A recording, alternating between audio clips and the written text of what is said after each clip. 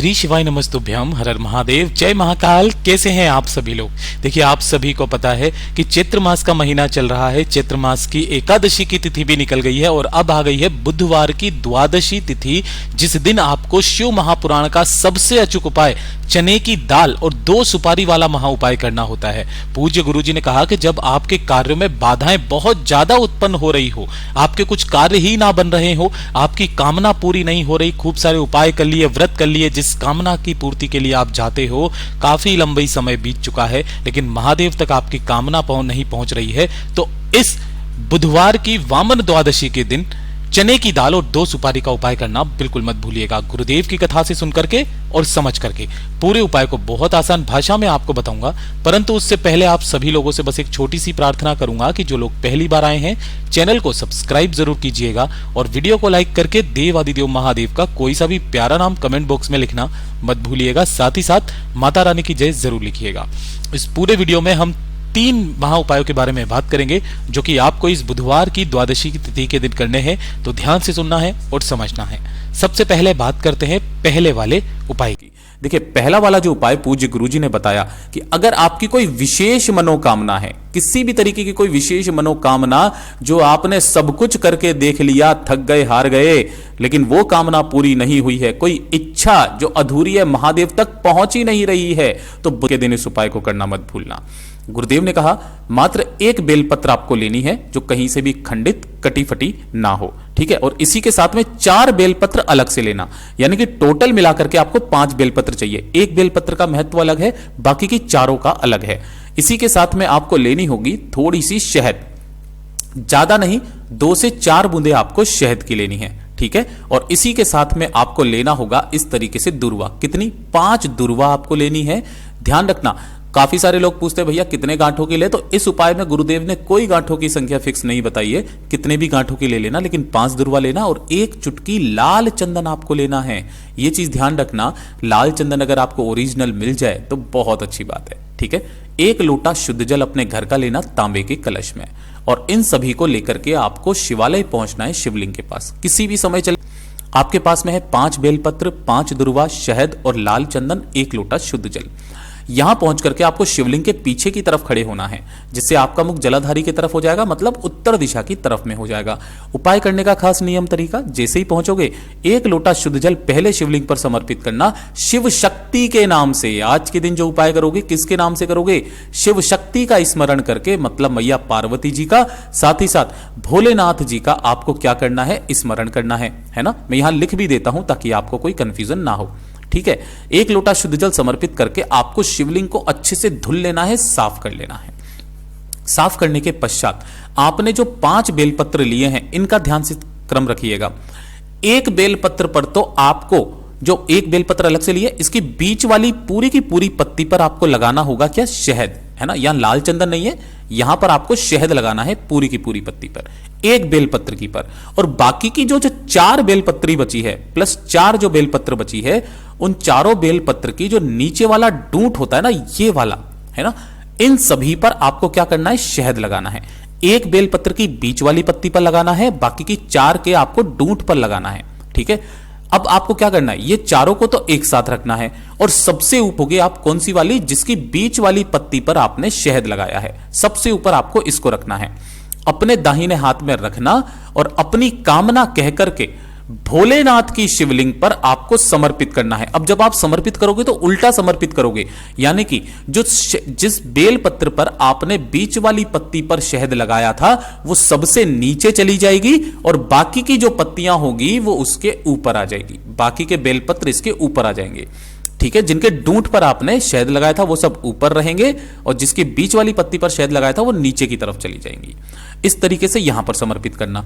बाकी जो 5 दुर्वा ली है, उन 5 दुर्वाओं को भी इसी क्रम में, जैसे 5 दुर्वाएं हो गई ये वाली, तो इसके भी नीचे वाले हिस्से पर आपको शहद लगा करके भगवान गणेश जी का चरणाविंद, जो कि शिवलिंग पर राइट हैंड साइड का हिस्सा होता है, ये वाला, है ना, इस स्थान पर आपको उन 5 दुर्वाओं को समर्पित करना है। लेकिन इसका भी क्रम ध्यान दीजिएगा, जिधर आपने शहद लगाया है, मैं बताने की कोशिश करता हूं, इधर जलाधारी की तरफ होना चाहिए, ठीक है, इस जगह पर यहां पर लगा देना।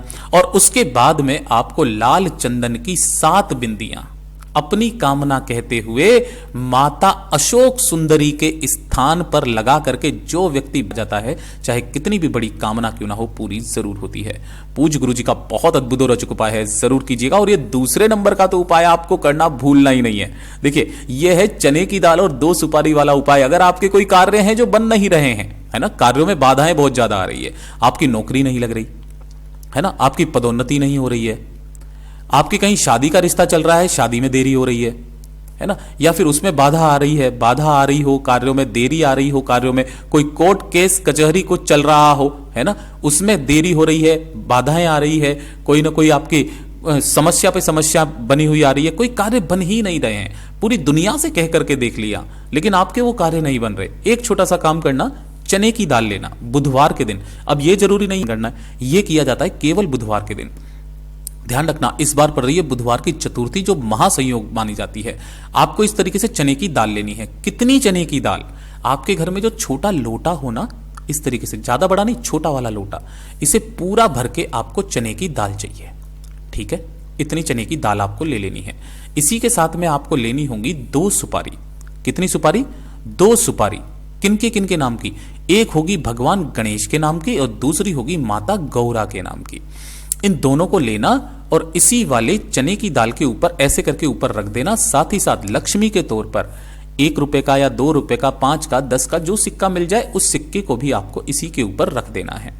अब क्या करना है, अपने ही घर पर एक छोटा सा पीला कपड़ा लेना, जो सूती पीला कपड़ा होता है ना, उस पीले कपड़े से आपको इसका मुख ढक देना है। मतलब ऐसे करके बांध करके, यहां से ऐसे, चाहो तो आप कलावे से बांध दो, ऐसे करके इसका मुख पूरा का पूरा ढक देना है ना। ढक करके इसे अपने घर के मंदिर में यहां पर आपको रख देना है।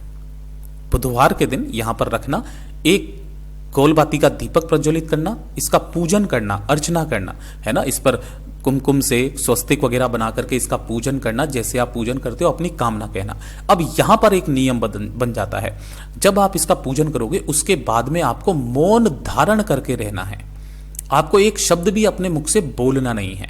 ठीक है, अपनी कामना कहना, और अपनी कामना कहने के पश्चात जो आपने ऊपर पीले रंग का कपड़ा लगाया था, उस पीले रंग के कपड़े को आपको हटा देना है। और हटा करके आपको क्या करना है, उल्टे हाथ में, तो जो आपका बायां हाथ है उस बाएं हाथ में इस कलश को रखना, और जो सीधा हाथ है दायां, उससे आपको इसका मुख ढक लेना है, ऐसे करके।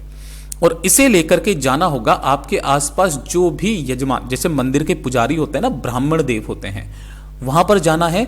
और ये चीज ध्यान रखना, इसके बाद आपको एक शब्द भी मुख से नहीं बोलना है, अपनी कामना अपने मन में कहते हुए उनको दे देना है। अब काफी सारे लोग बोलेंगे भैया, वो पूछेंगे कि ये किसके लिए है, क्या है। अपने साथ में किसी भी व्यक्ति को लेकर के आ जाना, लेकिन आपको बोलना नहीं है, अपनी कामना अपने मन में कहना और वापस घर की तरफ चले आ जाना। पूज्य गुरु जी ने कहा, एक बुधवार करके तो देखो, उसके बाद में आपके कार्य में कितनी प्रगति होती है, बताइएगा जरूर। पूज्य गुरु जी का बहुत अद्भुत और अचूक उपाय है, जरूर कीजिएगा। और ये तीसरे नंबर का उपाय बहुत ही अचूक उपाय है। अगर आपके शारीरिक और मानसिक दोनों ही तरीके के कष्ट हों, शारीरिक और मानसिक, वो कष्ट आपके खत्म हो ही नहीं रहे हों, चाहे कंधों का दर्द, कमर का दर्द, सिर का दर्द, कैसे भी शरीर में दर्द हो, सारे दर्द खत्म हो जाते हैं। थोड़ा सा मात्र आपको लेना होगा इत्र, है ना, थोड़ा सा इत्र लेना और 1 लोटा शुद्ध जल लेना अपने घर का तांबे के कलश में, इसी में आपको इत्र मिला लेना है। अब ये चीज ध्यान रखना, इस वाले उपाय को लगातार 7 दिन किया जाता है, चाहे किसी भी दिन से आप स्टार्ट कर दो। इसे लेकर के भोलेनाथ के मंदिर में जाना है, शिवलिंग के पास में।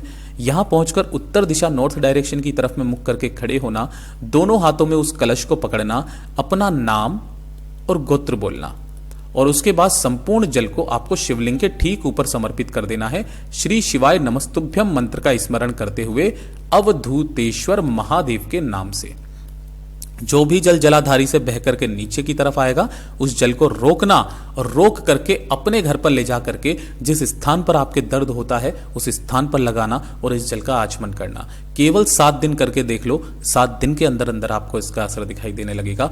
पूज्य गुरु जी का बहुत अद्भुत और अचूक उपाय है, जरूर कीजिएगा। और ये चौथे नंबर का उपाय जो मैं आपको विशेष करके बता रहा हूं, घर में बिल्कुल भी सुख शांति नहीं है, है ना, क्लेश बहुत ज्यादा होता है, लड़ाई झगड़ा बहुत ज्यादा होता है, धन की आवक सी रुक गई है, खर्चे बहुत ज्यादा हो रखे हैं, किसी की उन्नति नहीं हो रही है, तरक्की नहीं हो रही है, है ना, तरक्की रुकी हुई है, परिवार की सत्ता नहीं बढ़ रही है, वैभव में कमी आ रखी है, एक छोटा सा काम आपको लेना होगा हरी मूंग। कितना? एक जो छोटा सा दोना होता है ना, इसके अंदर जितनी आपकी श्रद्धा उतना आपको हरे मूंग के दाने ले लेने हैं, आधा कटोरी भर लेना। और इसी के साथ में आपको लेने होंगे 5 बेलपत्र जो कहीं से भी खंडित कटे फटे ना हो।